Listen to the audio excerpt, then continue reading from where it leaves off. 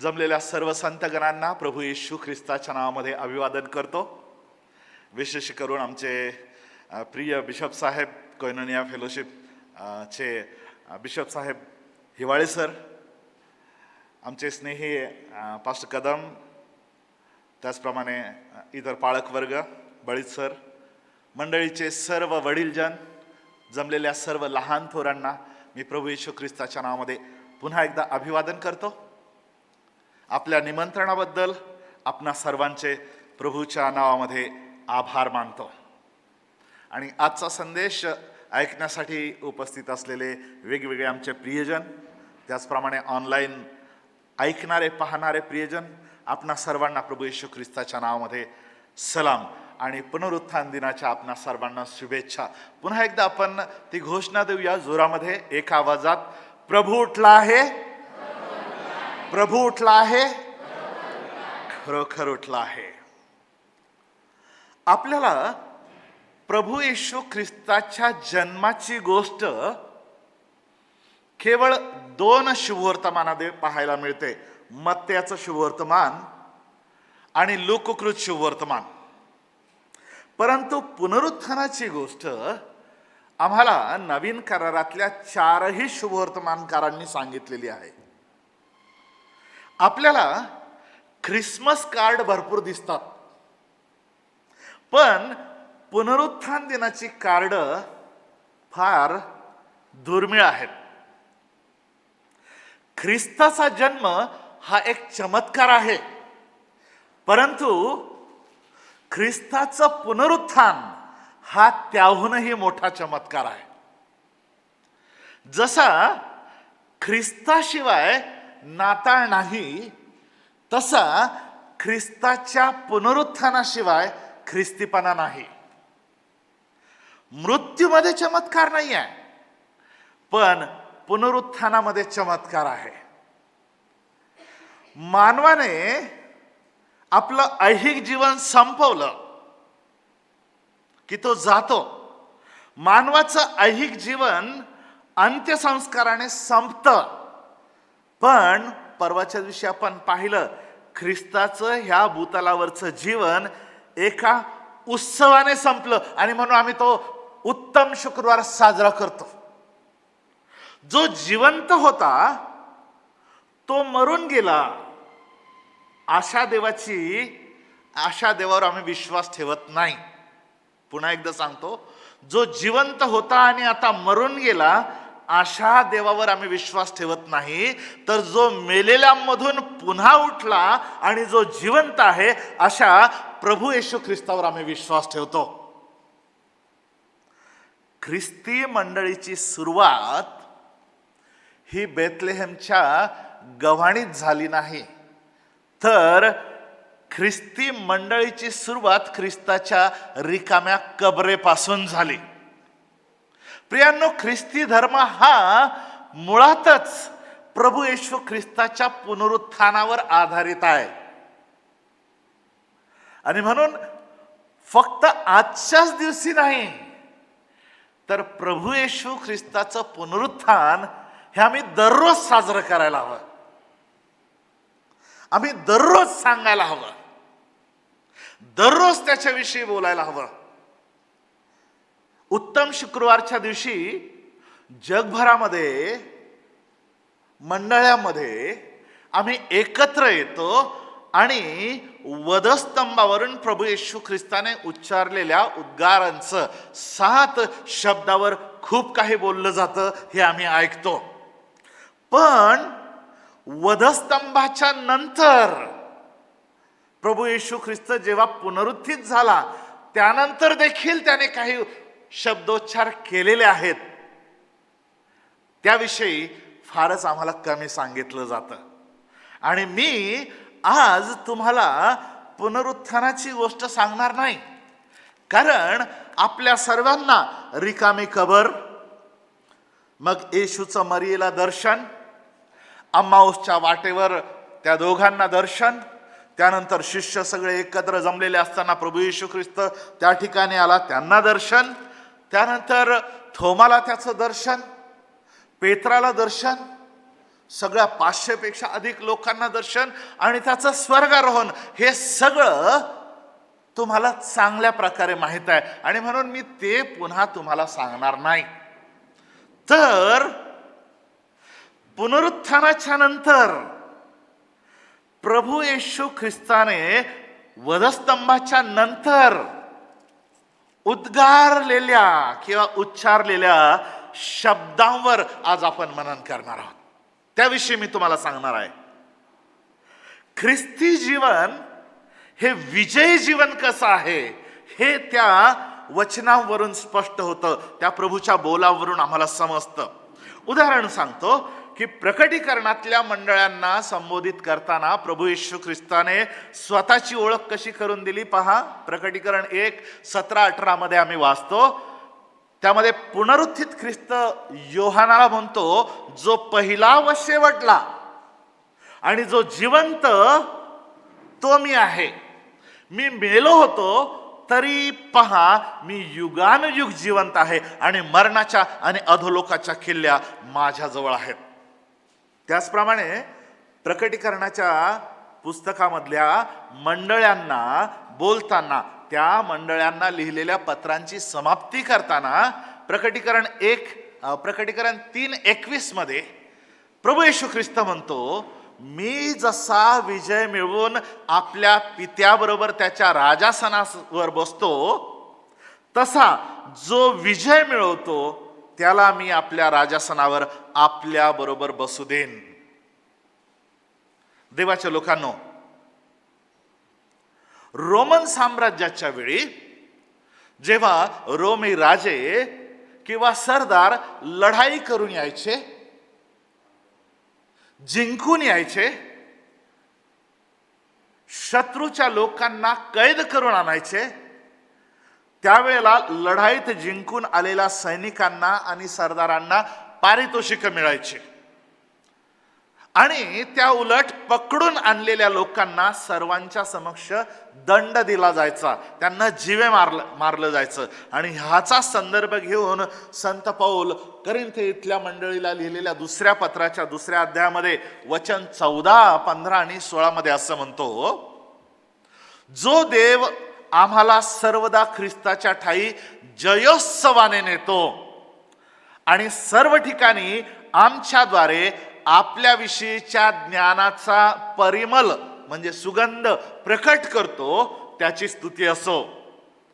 तारण प्राप्ती होत असलेले आणि नाश होत असलेले अशा लोकांसंबंधाने आम्ही देवाला संतोषदायक असा ख्रिस्ताचा परिमल आहोत. एकाला मृत्यूचा मरणसूचक गंध आणि एकाला जीवनाचा जीवनसूचक गंध. ज्या वेळेला ती मिरवणूक चालायची, त्या मिरवणुकीमध्ये सैन्य असायचे, सरदार असायचे, राजा असायचा. पाठीमागच्या बाजूला पकडून आणलेले लोक हातामध्ये बेड्या घालून त्यांची अशी सगळी मोठी मिरवणूक असायची.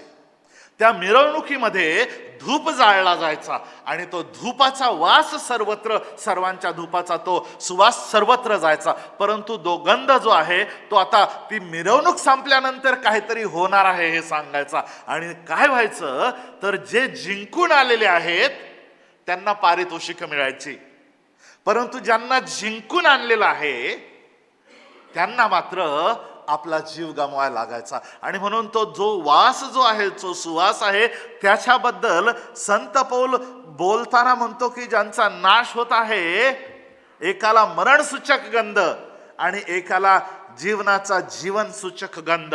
देवाच्या लोकांनो, प्रभू येशू ख्रिस्त विजयोत्सवाने उठला. विजयोत्सवाने त्याने यरुशलेमेमध्ये प्रवेश केला. त्याने आपला प्राण आपल्या पित्याच्या हाती सोपवून देताना तो म्हटला, मी आपला प्राण तुझ्या हाती सोपवून देतो. त्यावेळेला आधीच त्यानं सांगून ठेवलं होतं की मी माझा प्राण स्वतःहून सोपवून देतो, तो कोणी माझ्यापासून घेत नाही, तर मी देतो. त्या प्रभू येशू ख्रिस्ताने मेलेल्यातून पुन्हा उठल्यानंतर काय काय बोललं, त्या काही शब्दांवर आपण आता मनन करणार आहोत. पहिली गोष्ट तो बोलला, मरणावर विजय झालेला पुनरुत्थित येशू योहान 20:17 मध्ये मरिया मगदालिया हिला म्हणतो, जो माझा पिता आणि तुमचा पिता आणि माझा देव व तुमचा देव, त्याच्याकडे मी वर जातो. नीट ऐका बरं, माझा पिता आणि तुमचा पिता, लक्षात ठेवण्याचे शब्द. माझा देव आणि तुमचा देव, हे शब्द काय दाखवतात? तर हे शब्द माझा पिता तुमचा पिता, माझा देव तुमचा देव, हे आमचं ख्रिस्तामधील जीवन जे आहे ते अलौकिक नातेसंबंधाचं जीवन आहे, हे आम्हाला दाखवतं. विचार करण्याची, लक्षात ठेवण्याची आणि त्याप्रमाणे आचरण करण्याची ही गोष्ट आहे. परमेश्वर देव आपला पिता आहे हे आपल्याला शिकवण्यासाठी प्रभू येशू ख्रिस्त आला. उदाहरणार्थ मत्याचं शुभवर्तमान अध्याय 5, 6 आणि 7 आपल्याला माहित आहे की डोंगरावरील प्रवचन, आणि ह्या डोंगरावरील प्रवचनामध्ये घरी गेल्यानंतर हायलायटर घ्या, शोधा आणि अंडरलाईन करा मी काय सांगत आहे. मत्ती 5, 6 आणि 7 मध्ये डोंगरावरील प्रवचनामध्ये प्रभू येशू ख्रिस्ताने तुमचा स्वर्गीय पिता, तुमचा स्वर्गीय पिता, तुमचा स्वर्गीय पिता, आपला स्वर्गीय पिता असा एकूण 12 वेळेला उल्लेख केलेला आहे. महत्वाचा आहे. योहान 1:12 मध्ये आम्ही पाहतो की जितक्यांनी त्याच्या नावावर विश्वास ठेवला तितक्यांना त्याने आपले पुत्र म्हणण्याचा अधिकार दिला होण्याचा. योहान 1:12 प्रमाणे आमचं देवाबरोबरचं जे नातं आहे ते नातं हा आमच्या ख्रिस्ती जीवनाचा पाया आहे. त्याच्यावर विश्वास ठेवल्यानंतरच पुढं सगळं काय सुरू होतं. आणि त्या पित्याच्या नातेसंबंधाविषयी बोलताना तो अगदी स्पष्ट आहे. योहानाचं शुभवर्तमान 8 अध्याय वचन 42 आणि वचन 44 मध्ये प्रभू येशू ख्रिस्त सांगतो आणि स्पष्ट सांगतो, जर आम्ही त्याचं ऐकत नाही तर आम्ही कोणाचे आहोत, आणि जर आम्ही त्याचं ऐकतो तर आम्ही कोणाचे आहोत. प्रभू येशू ख्रिस्त म्हणतो, जर तुम्ही त्याचे ऐकत असाल तर देव तुमचा पिता आहे. परंतु योहान 8:44 मध्ये तो म्हणतो, ऐकायला कठीण वाटतं, जर कुणी येशूच्या ऐकत नाही तर त्याचा बाप सैतान आहे, असं पवित्र शास्त्रातले शब्द आहेत. हा नव्या जुन्या करारामधला फरक आहे. जुन्या करारामध्ये कोणीही देवाला अशा प्रकारे पिता म्हणून संबोधलेलं नाही. आणि म्हणूनच लुकाचं शुभवर्तमानाच्या 11व्या अध्यायामध्ये जेव्हा शिष्यगणांनी त्याला सांगितलं की आम्हाला प्रार्थना करायला शिकवा, तेव्हा प्रभू येशू ख्रिस्ताने म्हटलं, तुम्ही प्रार्थना करता तेव्हा असे म्हणा, हे आमच्या स्वर्गातल्या पित्या, हे आमच्या स्वर्गातील बापा. इब्री लोकास पत्राच्या 2 अध्यायाच्या वचन 1 आणि 2 मध्ये ख्रिस्ती लोक त्याला पिता म्हणू शकतात हे सांगितलेलं आहे. आणि येशूलाही तुम्हाला आणि मला बंधू म्हणायची लाज वाटत नाही असं सांगितलेलं आहे. आणि वचनामध्ये जर आम्ही पुढे पाहिलं तर रोमकरास पत्राच्या 8व्या अध्यायामध्ये वचन 15-16 मध्ये म्हटलेलं आहे की आम्हाला पुन्हा भीती बाळगवावी असा दासपणाचा आत्मा मिळालेला नाही, तर ज्याच्या योगे आपण आबा बापा अशी हाक मारतो असा दत्तकपणाचा आत्मा तुम्हाला मिळालेला आहे. बघा, बाहेर इतर कोणतेही लोक देवाला पिता म्हणू शकत नाहीत, पण आम्ही आमच्या देवाला आमच्या पित्या, आमच्या बापा असं म्हणू शकतो. हा किती मोठा बहुमान आहे नाही का आमचा. देव माझा पिता आहे आणि माझा पिता देव आहे. म्हणाल का एकमेकांना आणि स्वतःला, देव माझा पिता आहे, माझा पिता देव आहे. हे नातं आहे आणि हे येशूने सांगितलं. आणि ते केव्हा? वधस्तंभाच्या नंतर मरियला म्हटला, मी तुमचा पिता आणि माझा पिता, तुमचा देव आणि माझा देव ह्याच्याकडे जातो. आणि म्हणून ज्या देवाची तुम्ही सेवा करता, लक्षात ठेवा, येशूने सांगितलेली महत्वाची गोष्ट वधस्तंभाच्या नंतर की तो तुमचा पिता आणि माझा पिता आहे, तुमचा देव आणि माझा देव आहे. दुसरी गोष्ट येशू ख्रिस्ताने वधस्तंभाच्या नंतर सांगितलेली, पुनरुत्थित ख्रिस्ताच्या मुखामधून बाहेर पडलेली दुसरी गोष्ट म्हणजे तो म्हटला की तुम्हाला शांती असो. काय म्हटलं येशू? तुम्हाला शांती असो. म्हणजे ख्रिस्तामधील हे जे जीवन आहे, हे जीवन बुद्धी सामर्थ्याच्या पलीकडे असलेल्या शांतीचं जीवन आहे.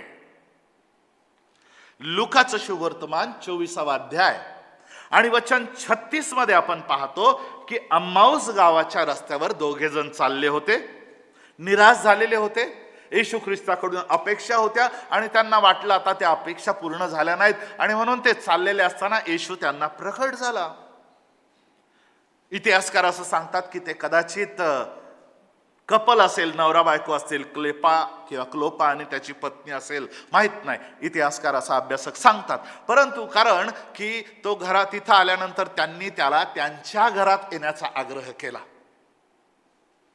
त्या अम्माऊस गावचे दोघे जेव्हा येशू होता हे त्यांना समजलं आणि ते पुन्हा यरूशलेमाला परत आले. त्यावेळेला ते त्यांच्या बरोबर 11 प्रेषित आणि इतर सगळे असताना येशू मध्ये उभा राहिला आणि म्हणाला, तुम्हाला शांती असो.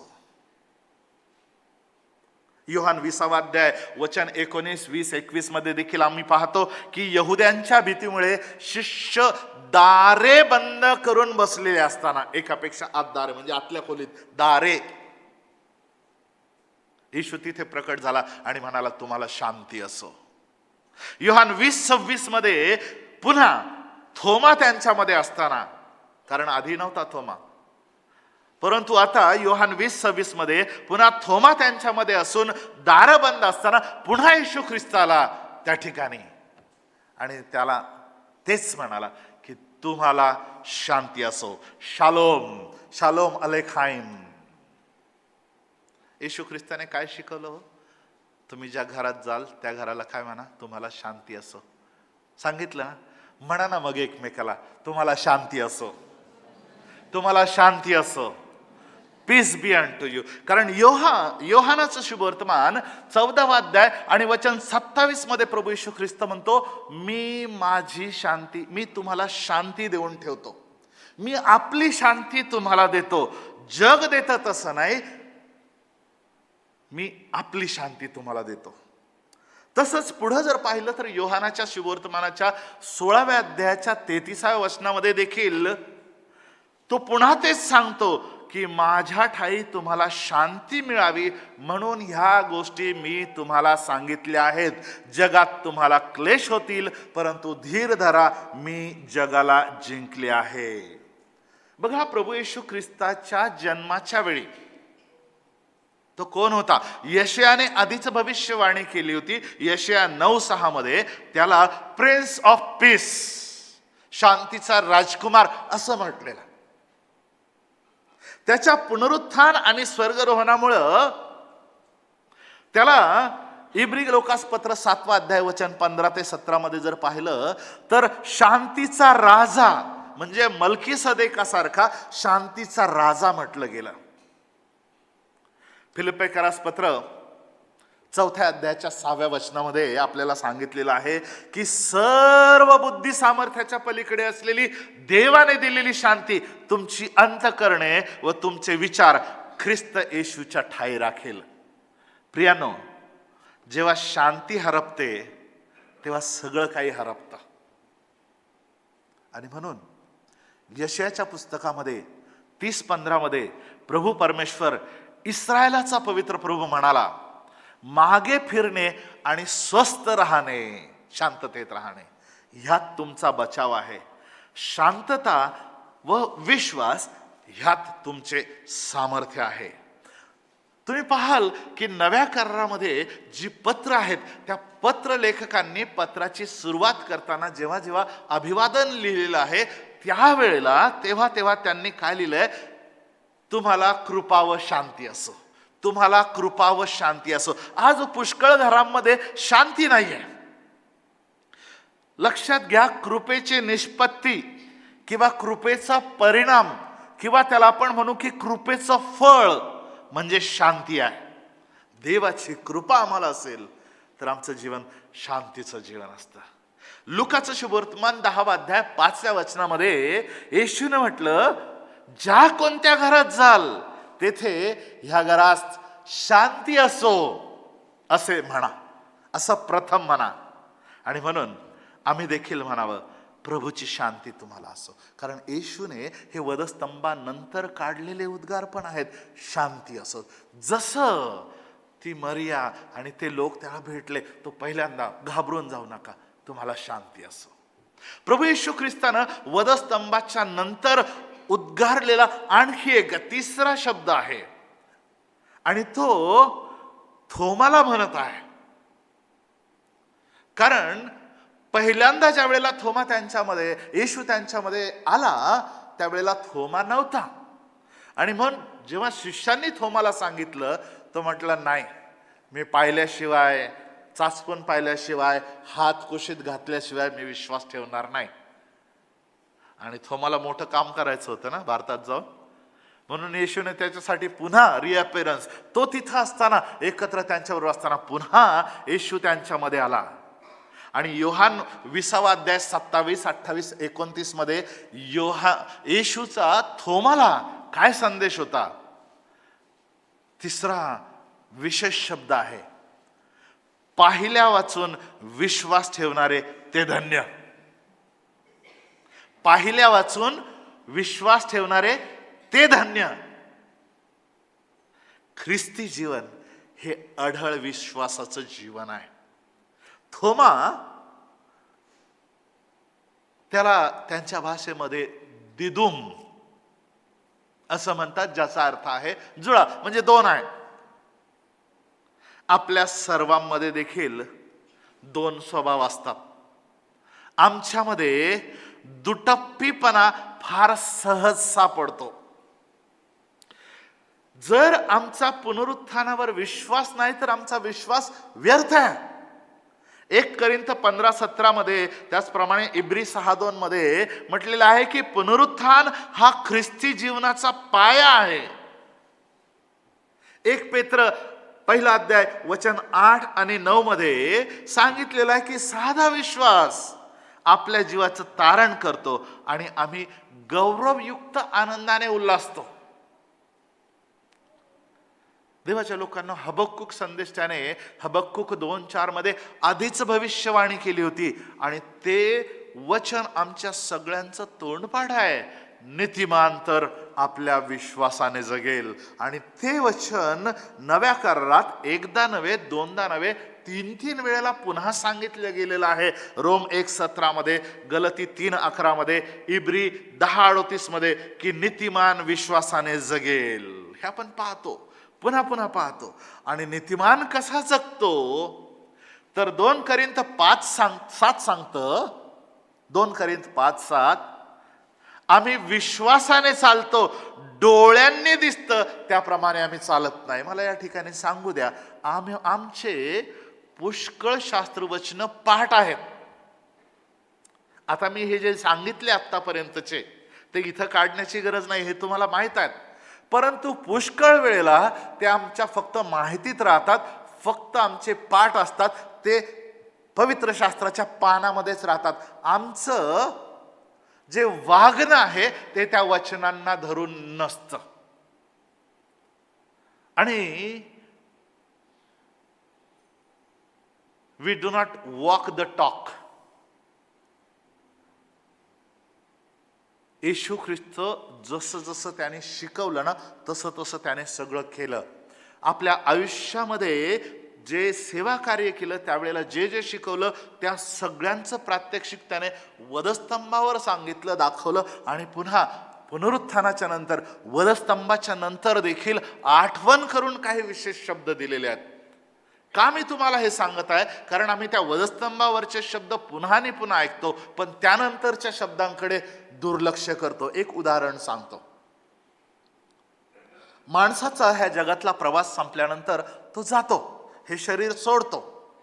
परंतु आमच्याकडे, आम्ही भारतीय आहोत, महाराष्ट्रातले जास्तीत जास्त लोक आहात, जेव्हा प्रिय व्यक्ती सोडून जाते, घरामध्ये किंवा मंदिरामध्ये टेबलवर कॉफिन बॉक्स ठेवला जातो आणि हे सांगतात सोडून गेले. आणि मग जाताना त्याच्या आधी वयस्कर व्यक्ती असेल तर सगळे आपतेष्ट त्यांच्या भोवती जमतात, बेडच्या भोवती.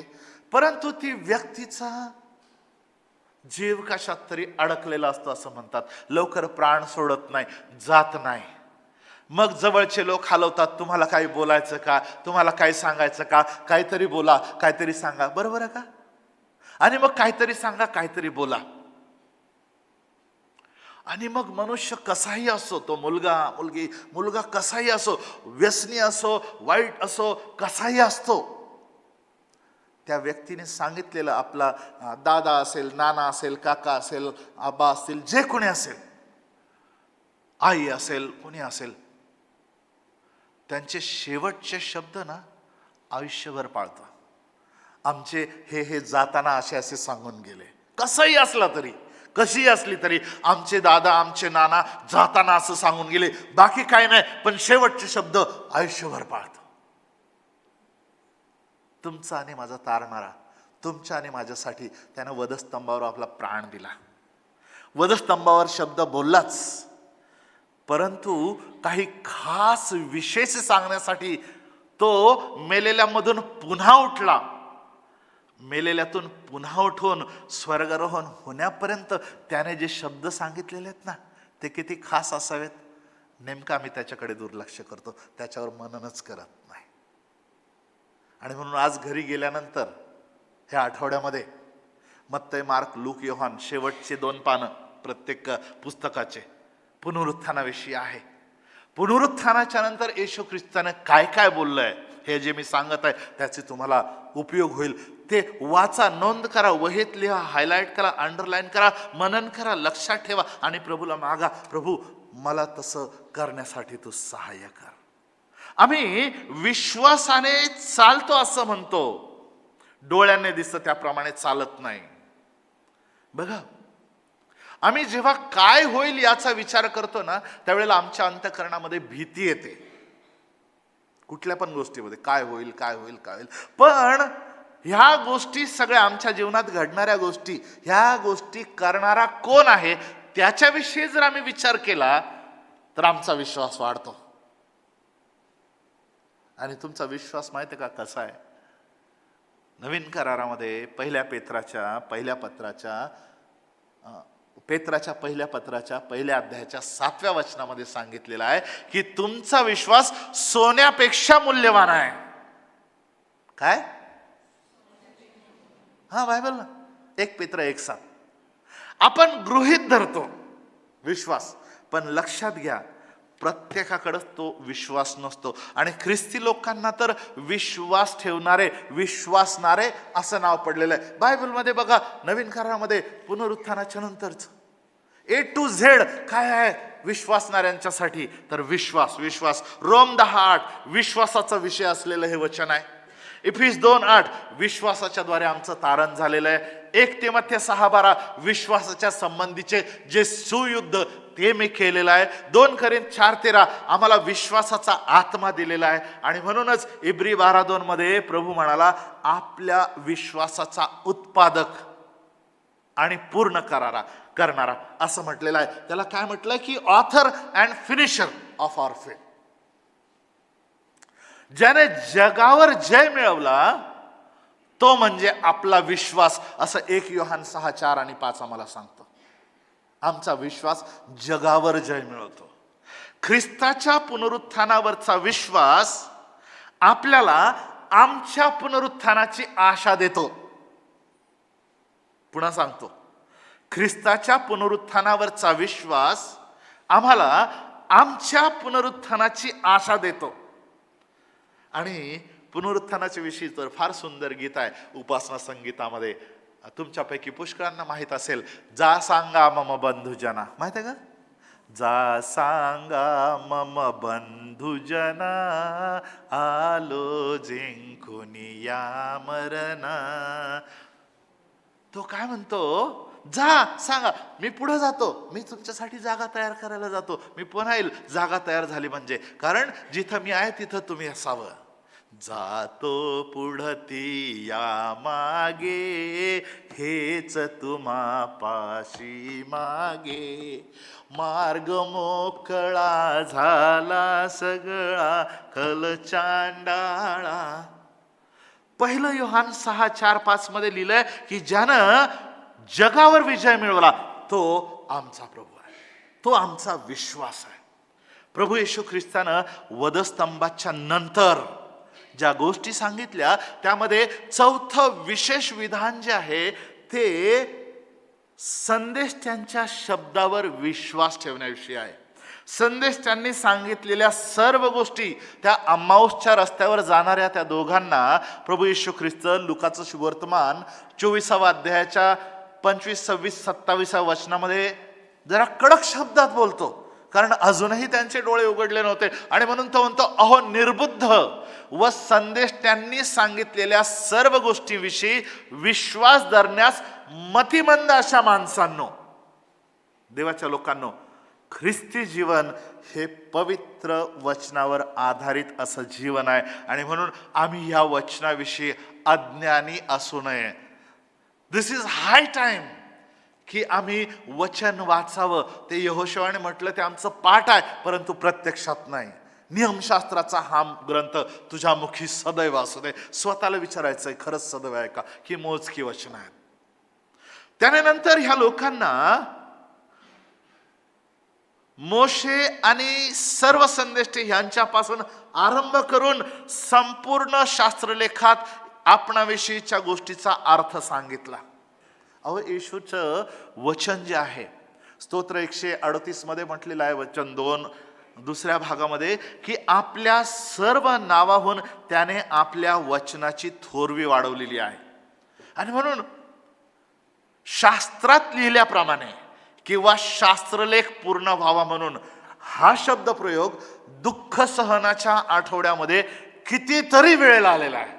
जर तुम्ही झावळ्याच्या रविवारपासून आजपर्यंतच्या पवित्र वचनावर मनन केलं, काय काय झालेलं आहे, तर काय काय झालेलं आहे, बापरे.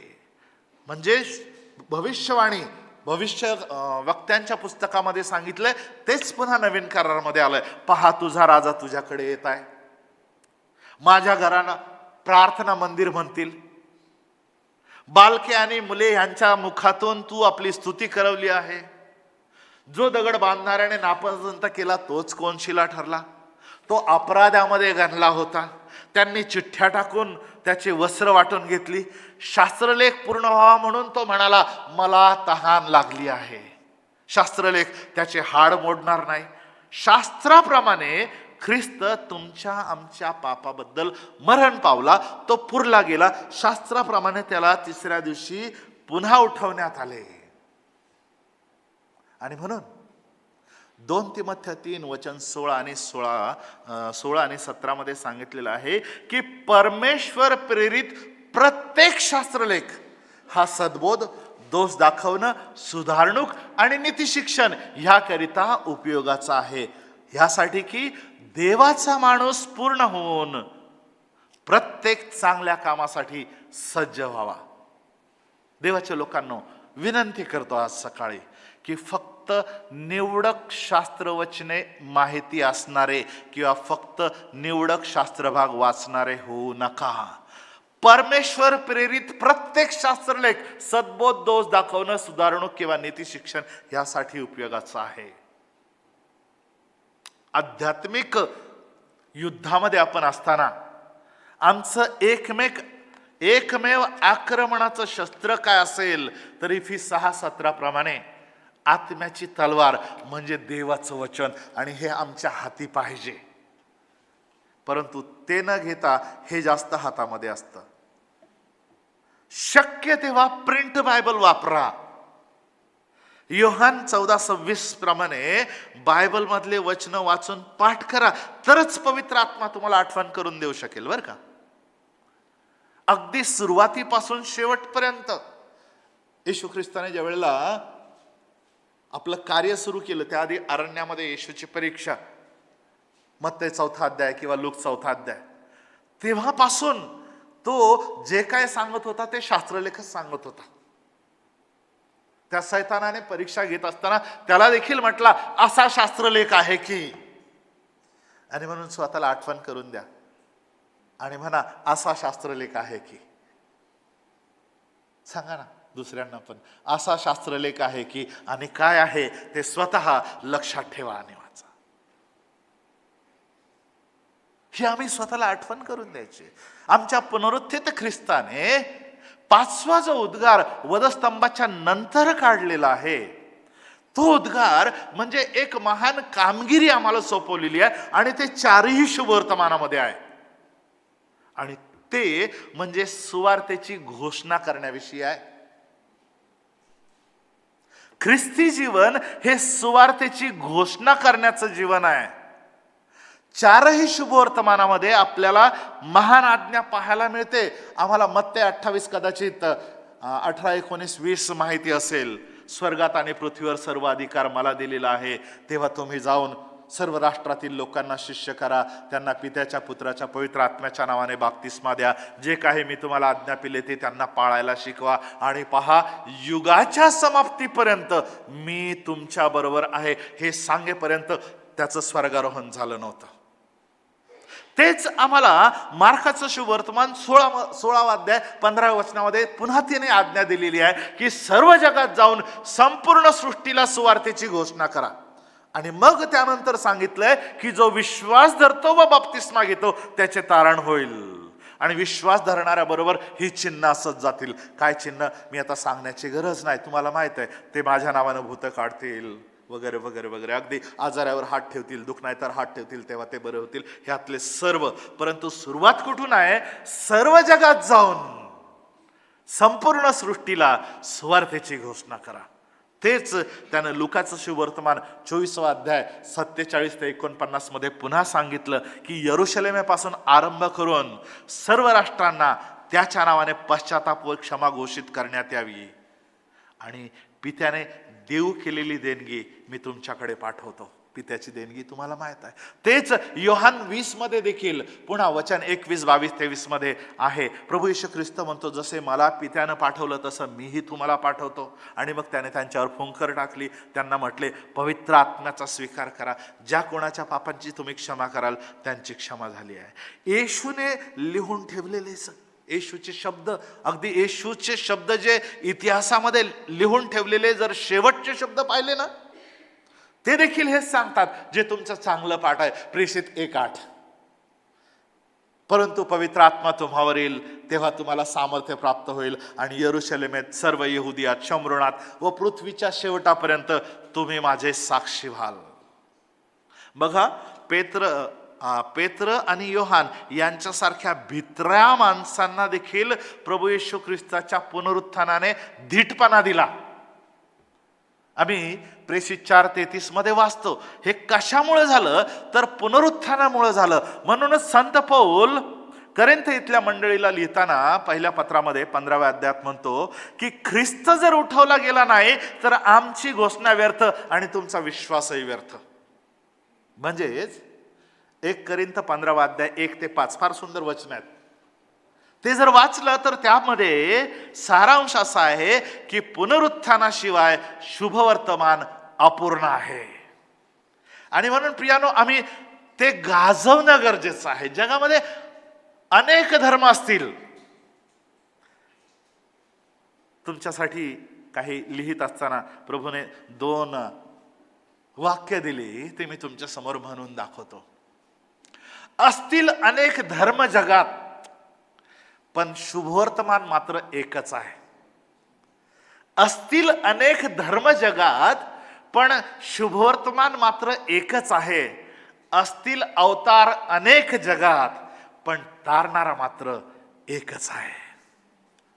आणि म्हणून स्वतःला सांगा आणि इतरांना आठवण करून द्या की तुम्ही जाऊन सुवार्तेची घोषणा करा. सांगा ना, तुम्हाला आज्ञा आहे, तुम्ही जाऊन सुवार्तेची घोषणा करा. देवावरची प्रीती हा आपण करत असलेल्या सेवेचा पाया आहे. म्हणजे तो म्हणतो तुमची माझ्यावर प्रीती असेल तर तुम्ही माझ्या आज्ञा पाळाल, आणि त्याच्या प्रीतीशिवाय इतर कोणतीही गोष्ट आपल्याला जास्त काळ टिकवू शकत नाही. प्रभूच्या आज्ञा आणि महान कामगिरी हे जे आहे त्या आज्ञेचं पालन, आमची त्याच्यावर प्रीती असेल तर त्याच्यामधूनच जन्माला येतं. आपण देवावर प्रीती करत असू तर आपण त्याच्या आज्ञा पाळू. पहिलं योहानमध्ये आपण पाहतो, आणि योहानाच्या शुभवर्तमानामध्ये तुमची माझ्यावर प्रीती असेल तर तुम्ही माझ्या आज्ञा पाळाल. इतर कोणत्याही गोष्टीपेक्षा आम्ही प्रभूवर जास्त प्रीती करायला शिकलं पाहिजे. आणि म्हणून येशूने म्हटलं त्याला, तू ह्या सर्वापेक्षा माझ्यावर जास्त प्रीती करतोस का? पहिलं योहान 4:19 आम्हाला सांगतं की पहिल्याने त्याने आपल्यावर प्रीती केली म्हणून आपण त्याच्यावर प्रीती करतो. आणि रोम 8:35-39 मध्ये आपण वाचतो की प्रभू जे करतो त्याच्यावर आमची प्रीती अवलंबून नसावी, तर तो कोण आहे यावर आमची प्रीती अवलंबून असावी. तरच जगातली कोणतीही गोष्ट आपल्याला त्याच्या प्रीतीपासून विभक्त करू शकणार नाही. मृत्यू देखील आम्हाला त्याच्यापासून विभक्त करू शकत नाही, कारण आम्ही या सर्वामध्ये आज्ञापालनामुळे त्याच्यामध्ये महाविजयी ठरतो. म्हणून स्वतःला विचारा, दुसऱ्यांना पण विचारा, ईश्वर प्रीती करतोस का? पेत्राने फार वाईट वाटलं, पेत्राला फार वाईट वाटलं, एकदा दोनदा तीनदा, पण मग त्याच्यावर काहीतरी कामगिरी सोपवली बरं का. स्वतःला सांगा, ईश्वर प्रीतीस करतोस का? आणि करत असेल तर काहीतरी करायला पाहिजे. शेवटचा आणि 7वं शब्द वधस्तंभाच्या नंतरचा फार महत्वाचा. योहानाचं शुभवर्तमान 21 अध्याय 18-19 या वचनामध्ये प्रभू येशू ख्रिस्त पेत्राला म्हणतो, त्याच्या शेवटाविषयी सांगतो की तुझ्या इच्छेला येणार नाही अशा ठिकाणी तुला घेऊन जातील. आणि असं बोलल्यानंतर येशूने एक फार महत्वाचा शब्द उच्चारला, जो तुम्हाला आणि मलाही आज म्हणत आहे. तो म्हणजे माझ्या मागे ये, माझ्या मागे ये. प्रियांनो, ख्रिस्ती जीवन हे वधस्तंभ वाहून नेण्याचं जीवन आहे. आम्हाला दररोज आमचा स्वतःचा वधस्तंभ उचलून वाहून न्यायचा आहे. येशूने वधस्तंभ वाहून नेला आणि तो मरण पावला. आपण जगाला आधी मरण आहे म्हणजे आम्ही येशूचा वधस्तंभ वाहून नेऊ शकतो. आणि म्हणून येशू स्वतः म्हटला लुकाचं शुभवर्तमान 9व्या अध्यायामध्ये 22-23 वचनामध्ये, जर कोणी माझ्या मागे येऊ इच्छितो तर त्याने आत्मत्याग करावा व स्वतःचा वधस्तंभ उचलून घेऊन मला अनुसरावे. आज आम्ही पुष्कळसे वधस्तंभ विरहित, क्रॉसलेस, वधस्तंभाशिवाय असलेले ख्रिस्ती लोक पाहतो, पुष्कळ. त्या लोकांच्या प्रमाणे आमचं देखील आहे. आम्ही स्वतःऐवजी दुसऱ्यांबद्दल पटकन विचार करतो. योहानाच्या शुभवर्तमानाच्या 21व्या अध्यायामध्ये वचन 22-23 मध्ये पाहिलं तर पेत्राने काय केलं माहिती आहे का? पेत्राचा एंड ज्या वेळेला सांगितलं ना पेत्राला, तुझी इच्छा नाही तर तुला घेऊन जाशील, ह्याला स्वतःच जाऊ द्या, म्हणतो याचं काय प्रभू? हा आमचा स्वभाव आहे. आणि येशूने त्याला जे उत्तर दिले ते फार लक्षपूर्वक ऐका. प्रभू येशूला ज्या वेळेला पेत्राने योहानाविषयी विचारलं तेव्हा प्रभूने त्याला म्हटलं, तुला त्याचं काय, तू माझ्या मागे ये. देवाच्या लोकांना, जिवंत देवाची लेकरं, त्याच्यावर विश्वास ठेवणारे तुम्ही आहात ना, तर कोण काय म्हणतं, कोणाचं काय, ह्यापेक्षा प्रभू तुम्हाला काय सांगत आहे त्याकडे आज लक्ष द्या, त्याची वाणी ऐका. तुम्ही कशानेही आणि कुणामुळेही विचलित होऊ नये. जर आज तुम्ही वधस्तंभ वाहिला तर उद्या तुम्हाला मुकुट आहे. 2 तिमोथेय 2:8-12 मध्ये संत पौल म्हणतो, जर आपण त्याच्याबरोबर मेलो तर त्याच्याबरोबर जिवंतही राहू. जर आपण धीराने सोसतो तर त्याच्याबरोबर राज्यही करू. आणि म्हणून लक्षात ठेवा, आज वधस्तंभ उद्या मुकुट. म्हणाल का?